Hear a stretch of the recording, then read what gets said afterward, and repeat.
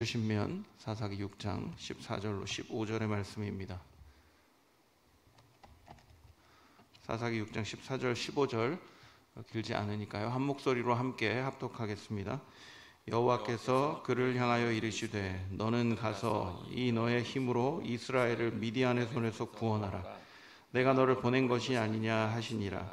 그러나 기드온이 그에게 대답하되 오 주여, 내가 무엇으로 이스라엘을 구원하리이까? 보소서, 나의 집은 므낫세 중에 극히 약하고 나는 내 아버지 집에서 가장 작은 자니이다 하니. 아멘. 월요일 새벽 설교를 통해서 말씀드렸던 것처럼 사사기는 악을 행하고 또 고난을 당하면 회개하고 또 하나님께서 사사를 세워 구원하시고 평화를 누리다가 다시 악을 행하는 악순환이 반복되는 책입니다. 다섯 번째 사사인 기드온에 대해서 다루고 있는 오늘 본문 역시 같은 패턴 안에서 말씀이 전개되고 있습니다. 사사 드보라 이후 40년간의 평화를 누렸지만 이들은 또다시 하나님 앞에 악을 행합니다. 하나님께서는 미디안을 통해 7년간의 고난의 시간을 허락하십니다. 고난의 내용이 사사기 6장 3절에서 5절에 잘 기록되어 있습니다. 이스라엘이 파종한 때면 미디안과 아말렉과 동방 사람들이 치러 올라와서 진을 치고 가사에 이르도록 토지 소산을 멸하여 이스라엘 가운데 먹을 것을 남겨두지 아니하며 양이나 소나 나귀도 남기지 아니하니 이는 그들이 그들의 짐승과 장막을 가지고 올라와 메뚜기 떼같이 많이 들어오니 그 사람과 낙타가 무수함이라. 그들이 그 땅에 들어와 멸하려 하니. 이렇게 기록하고 있습니다. 미디안 사람들은 이스라엘의 동남쪽에 있는 아라비아 시내 반도에 주로 거주하였습니다. 이 지역은 농업을 하기에 적합하지 않은 땅이었기 때문에 미디안 사람들은 주로 목축과 무역 위주로 생계를 유지하던 그런 족속이었습니다. 이런 생활을 하던 미디안 사람들이 힘을 얻게 되자 자신들의 강점인 이동성과 신속성을 바탕으로 농경 생활을 하는 이스라엘 백성들을 약탈하였던 것입니다. 방금 읽은 본문에 나타난 표현처럼 이들은 주기적으로 약탈을 일삼았습니다. 낙타가 무수하였기 때문에 장거리 이동에도 용이하였습니다. 또 신속한 공격 또한 가능했습니다. 저희가 생각할 때 낙타 그러면 그냥 터벅터벅 걸어가니까 그렇게 빠르지 않을 것처럼 생각이 듭니다만은 낙타의 최고 순간 속도는 65km/h에 달합니다. 굉장히 빠른 거죠. 먼 거리를 이동할 수 있을 뿐만 아니라 굉장히 빠르게 공격해서 약탈할 수 있었기 때문에 이 미디안 사람들의 공격은 이스라엘 백성들에게 굉장히 치명적이었습니다. 이렇게 빠른 기동력과 이동성을 기반으로 메뚜기 떼와 같이 파괴적인 약탈을 일삼았던 사람들이 바로 미디안 사람들이었습니다. 이들이 올라오기만 하면 메뚜기 떼가 지나간 것처럼 남는 것이 하나도 없었다라는 것이죠. 이러한 어려움은 이스라엘을 궁핍하게 만들었고 결국 다시 하나님 앞에 나아가 하나님께 부르짖게 되는 모습으로 변하게 되었습니다. 이에 하나님은 기드온을 사사로 세우셔서 이들을 구원하시려고 합니다. 미디안의 공격은 빠르고 파괴적이었기 때문에 이스라엘 백성들은 주로 산속에 피난처를 만들어서 그곳에서 생활하기도 하고 또 그곳에 많은 것들을 숨겨두기도 했습니다. 기드온 역시 이 피해에서 자유롭지 않았기 때문에 최대한 피해를 줄이기 위해 자신들의 집과 가까운 타작마당, 그러니까 자신의 생활의 터전인 타작마당에서 밀을 타작하지 못하고 산속에 위치한 포도주 틀에 가서 타작하는 그런 모습을 보입니다. 포도주 틀은 산속에 위치했습니다. 그러니까 거기가 숨기 용이해서 거기서 밀을 타작했다기보다는 산 위쪽으로 올라가서, 산 위로 올라가야 기동력이 좀 무마되잖아요. 그러니까 그곳에 올라가서 굉장히 불편하지만 포도주 틀에 들어가서 그곳에서 타작을 했다라고 이야기하고 있는 겁니다. 11절 하반절 말씀 이렇게 기록합니다. 마침 요아스의 아들 기드온이 미디안 사람에게 알리지 아니하려 하여 밀을 포도주 틀에서 타작하더니. 이렇게 기록하죠. 미디안의 약탈이 얼마나 컸으면 자신들의 삶의 터전을 버려두고 산속으로 올라가서 밀을 타작했겠습니까? 기드온 역시 나중에 하나님께 쓰임받기는 합니다만은 이 정도 수준에 불과했다라고 얘기하는 겁니다. 약탈을 피하기 위해서, 먹고 살기 위해서 산속으로 올라가 밀을 타작하는, 그렇게 애쓰는 그런 연약한 모습이 기드온의 모습이었습니다. 그런데 이런 기드온에게 사명이 찾아옵니다. 12절과 14절의 말씀이 이렇게 기록합니다. 여호와의 사자가 기드온에게 나타나 이르되 큰 용사여 여호와께서 너와 함께 계시도다 하매, 또 14절에서 여호와께서 그를 향하여 이르시되 너는 가서 이 너의 힘으로 이스라엘을 미디안의 손에서 구원하라. 내가 너를 보낸 것이 아니냐 하시니라. 이렇게 표현합니다. 12절의 표현이 좀 독특합니다. 하나님이 기드온을 부르시면서 큰 용사여 라고 표현합니다. 큰 용사여. 도대체 뭐가 큰 용사라는 겁니까? 큰 용사 정도 되려면 미디안 사람들 그렇게 생각하지 않고 최소한 타작마당에서 밀타작이라도 해야죠. 오든 말든 난 상관없어 뭐 이래야지 큰 용사 아닙니까? 그런데 그냥 자신의 삶을 위해서 도망하고 어떻게든 먹고 살기 위해서 포도주 틀에서 숨어가지고 밀타작하는 수준인데 큰 용사여라고 표현을 합니다. 그런데 그 큰 용사라고 하시는 이유가 12절 하반절에 보면은 잘 기록되어 있습니다. 뭐라고 기록합니까? 여호와께서 너와 함께 계시도다 라고 얘기합니다. 왜 큰 용사냐 하면 하나님이 너와 함께 계시기 때문이다 라고 얘기합니다. 이게 미래적인 의미가 아닙니다. 만약 미래적인 의미였으면 큰 용사가 될 자여 여호와께서 너와 함께 하시게 될 것이다 이렇게 할 것 아닙니까? 현재형으로 쓰여 있어요. 큰 용사여 여호와께서 너와 함께 계시도다. 이미 하나님께서 너와 함께 계시기 때문에 네가 큰 용사인지 알아야 된다라고 얘기하는 거죠. 하나님과 함께하고 계시기 때문에 네가 미디안의 손에서 너희 백성들을 구원하게 될 사명이 너에게 임했다. 주님이 동행해 주시기 때문에 네가 그 사명을 감당해야 된다라고 이야기하고 있는 것입니다. 하지만 기드온은 큰 용사로 부르시는 하나님의 부르심에 매우 소극적으로 부정적으로 대응합니다. 13절 말씀 이렇게 기록하고 있습니다. 기드온이 그에게 대답하되 오 나의 주여 여호와께서 우리와 함께 계시면 어찌하여 이 모든 일이 우리에게 일어났나이까? 또 우리 조상들이 일찍이 우리에게 이르시기를 여호와께서 우리를 애굽에서 올라오게 하신 것이 아니냐 한 그 모든 이적이 어디 있나이까? 이제 여호와께서 우리를 버리사 미디안의 손에 우리를 넘겨주셨나이다 하니, 하나님과 함께하는 큰 용사로 부른 것에 대한 부정적인 답인 거죠. 하나님 저하고 함께 계시면 어떻게 이런 일이 벌어질 수 있습니까? 제가 지금까지 하나님이 함께 하시는 이스라엘에 대해서 배웠는데 하나님이 함께 계시면 이런 일이 벌어질 수 없습니다. 하나님이 함께 계시면 큰 이적이 벌어지고 하나님이 함께 계시면 승리가 있는데 어떻게 이런 고통이 있습니까? 하나님이 함께 하시기는커녕 하나님 우리를 버렸기 때문에 이런 일 벌어진 거 아닙니까? 라고 반문하는 거죠. 하나님이 함께 하신다라는 사실에 대해서 믿을 수 없다는 겁니다. 게다가 15절 말씀 이렇게 기록합니다. 그러나 기드온이 그에게 대답하되 오 주여 내가 무엇으로 이스라엘을 구원하리이까? 보소서 나의 집은 므낫세 중에 극히 약하고 나는 내 아버지 집에서 가장 작은 자니이다 하니, 이렇게 얘기합니다. 보세요, 저는 지파도 별 볼 일 없어요. 므낫세 지파예요. 그리고요 저희 므낫세 지파 중에서도 저희 집은 그냥 비리비리해요.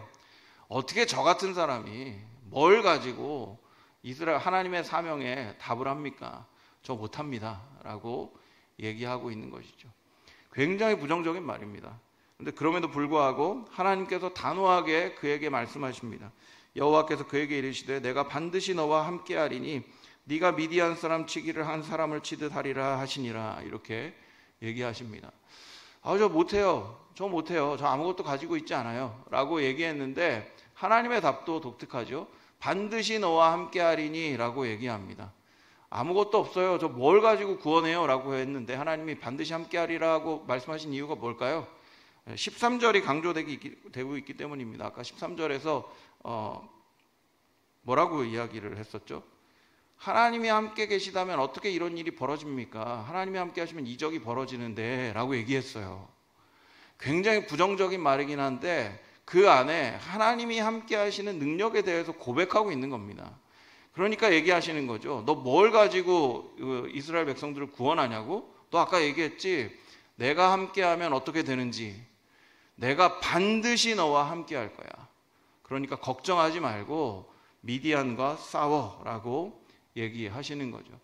하나님이 함께 하시면 할 수 있지만 하나님이 함께 하시는 걸 내가 모르겠으니까 도저히 저는 할 수가 없습니다. 아무것도 없습니다. 그러니까 전 못하겠어요 라고 얘기하는 기드온 앞에 하나님은 내가 반드시 너와 함께 할 것이다 라는 확신의 말씀을 주십니다. 그럼에도 불구하고 불안하죠. 이게 여러분 하나님과 함께 하심을 믿으십니까? 네, 아멘 합니다만은 그 증거가 뭡니까? 라고 물으시면 나만 아는 거지 이런 거죠.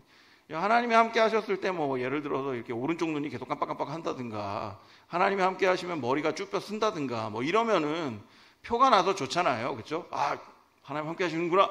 네, 힘을 내서 하겠다. 이럴 수 있는데, 하나님이 함께 계시도다라고 이미 현재적으로 너는 큰 용사가 되었다라고 선언하셨음에도 불구하고 아무 변화가 없는 거예요, 내 삶에. 아, 무슨 하나님이 나와 함께 계셔. 난 아무것도 모르겠는데, 아무 변화가 없는데. 그러니까 표징을 요구합니다. 만약에 정말 하나님이 함께 하신다면 나에게 표징을 주세요. 17절 이렇게 얘기합니다. 기드온이 그에게 대답하되 만일 내가 주께 은혜를 얻었사오면 나와 말씀하신 이가 주시는 표징을 내게 보이소서라고 얘기합니다. 기드온은 표징을 구하고 예물을 준비해서 여호와의 사자 앞에 드립니다. 그러자 놀라운 이적이 일어납니다. 21절 말씀 이렇게 기록합니다. 여호와의 사자가 손에 잡은 지팡이 끝을 내밀어 고기와 무교병에 대니 불이 바위에서 나와 고기와 무교병을 살랐고 여호와의 사자는 떠나서 보이지 아니한지라. 이 불을 이렇게 성냥으로 킨 것도 아니고요. 그냥 여호와의 사자가 지팡이 끝을 내밀자 바위에서 불이 나옵니다. 저는 그런 걸 본 적이 없어가지고 어떤 그림인지 모르겠지만, 불이라는 것에 기원이 있잖아요. 불이라는 건 어떤 작용이 있어야지 불이 생기는 거 아닙니까? 그런데 불이 생길 것 같지 않은 바위에서 불이 나옵니다. 저희가 그 출애굽기에서 바위에서 물이 나오는 건 봤는데, 바위에서 불이 나오는 거는 기드온도 들어본 적도 없는 것 아닙니까? 놀라운 일이 벌어진 거죠. 바위에서 불이 나와서 그가 가져온 재물을 모두 태워버렸습니다. 심지어 그와 대화를 나누었던 여호와의 사자가 호련히 사라집니다. 깨닫게 됩니다. 아, 지금까지 이야기했던 그 존재가 하나님이시구나 라고 깨닫는 거죠. 그러면서 두려움이 밀려옵니다. 출애굽기 33장 20절 말씀을 보면 또 이르시되 네가 내 얼굴을 보지 못하리니 나를 보고 살 자가 없음이니라 라는 기록이 있습니다.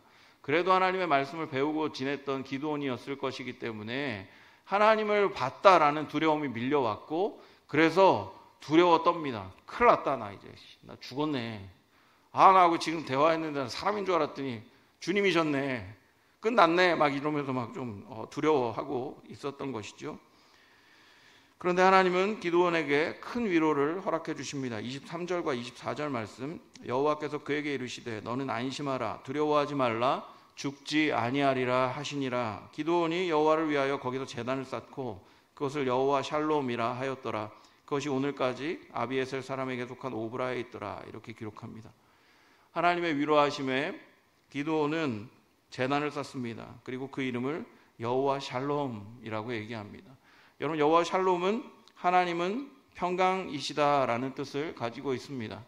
불안한 마음을 평강하게 해주셨다는 1차적인 의미도 있겠습니다만은, 이 의미는 하나님이 나와 함께 계실 수 있을 만큼 하나님과 내가 평강을 이루었다라는 의미도 담고 있습니다. 하나님이 나에게 평강을 허락하셨기 때문에 그렇구나, 하나님이 나와 함께 계시는구나. 하나님을 보면 죽는 존재인데 하나님께서 죽지 않는다라고 선언하심으로 내가 하나님과 동행하고 계시다라는 것을, 동행하고 있다라는 사실을 확신하게 된 것이지요. 그래서 이제 힘있게 기드온은 미드온과 대적하여 싸움에 나아갈 수 있게 된 것입니다.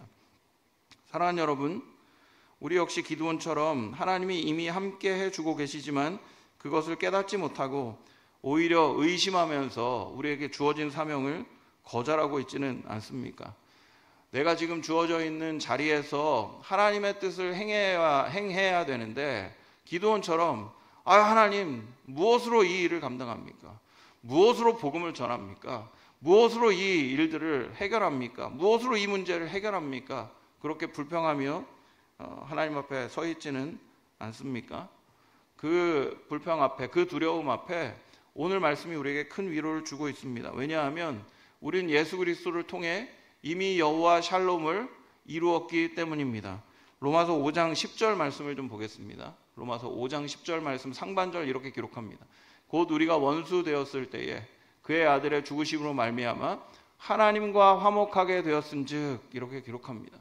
여러분, 예수 그리스도를 통해 우리는 하나님과 화목되었습니다. 여호와 샬롬을 이루었습니다. 그래서 우리는 이미 하나님과 동행하는 존재가 되었습니다. 하나님과의 동행이 모든 문제의 해결점입니다. 하나님과의 동행이 우리에게 가장 큰 능력입니다. 무엇으로 그걸 할 수 있냐고요? 여호와 샬롬을 통해 하나님과 동행하기 때문에 그 일들을 감당할 수 있는 것입니다. 오늘 말씀 앞에서 우리의 표현이 무엇으로 주님의 일을 감당합니까? 라는 표현에서 여호와 샬롬을 통해 우리가 모든 것을 할 수 있습니다 라는 고백으로 변화되는 새벽이 되길 원합니다. 주님과의 동행이 능력입니다. 주님과의 동행이 힘입니다. 오늘도 우리와 함께 하시는 그 주님을 확신하며 주님과 동행하는 삶, 주님과 동행함으로 승리하는 인생 주님께 올려드리는 우리 모두가 되기를 주님의 이름으로 축원드립니다. 기도하겠습니다.